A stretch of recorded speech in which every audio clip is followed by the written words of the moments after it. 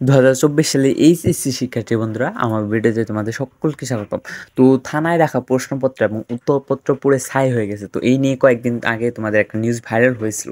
তো তোমাদের উত্তরপত্রগুলো যে পুড়ে গেছে, এই কথাটা আসলে সত্যটা কতটুকু, তো সেটাই বলবো আজকে ভিডিওতে। তো অনেকে বলছে যে এই উত্তরপত্র তো স্যারদের হাতে থাকে, তাহলে থানারগুলো পুড়লো কীভাবে?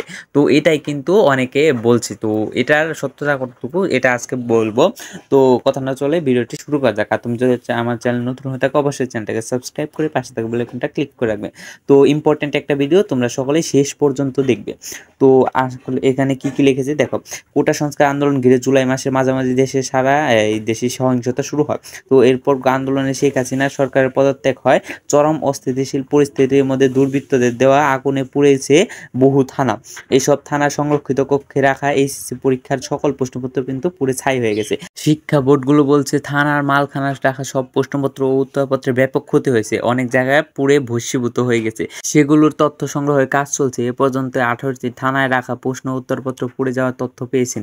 ভাঙচুর ও লুটপাট হয়েছে 7টি থানারও বেশি। এসব তথ্যে রাখা প্রশ্নপত্র পুড়লেও তেমন সমস্যা নেই, তবে শিক্ষার্থীদের পরীক্ষা দেওয়ার জন্য লিখিত উত্তরপত্র থানায় রাখা হয়েছিল, তা পুড়ে যাওয়ার ফলাফল নির্ধারণ করা কঠিন হয়ে পড়বে। অর্থাৎ তোমাদের কীভাবে যে ফলাফল নির্ধারণ করবে সেটা কয়েকদিন পরে বোর্ড তা মেসেজের মাধ্যমে পাঠাবে।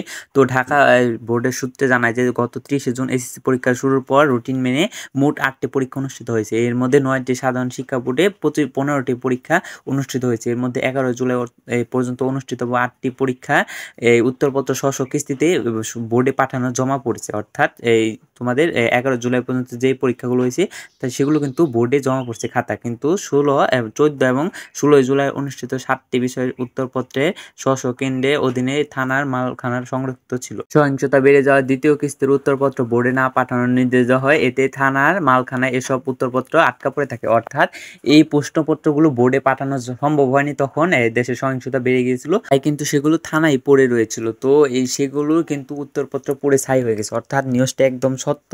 তোমাদের অনেকেরই এই উত্তরপত্র পড়ে গেছে। তো তাদের এই রেজাল্ট কিভাবে নির্ধারণ করবে তা কিন্তু বোর্ডে কয়েকদিন পরেই জানাবে। তো বোর্ড এখনো কোনো আপডেট দেয়নি। তো খুব শীঘ্রই কিন্তু তারা আপডেট দিয়ে দেবে যে তাদের এই গ্রেড রেজাল্ট বা কিভাবে তাদের এই রেজাল্টটা নির্ধারণ করবে।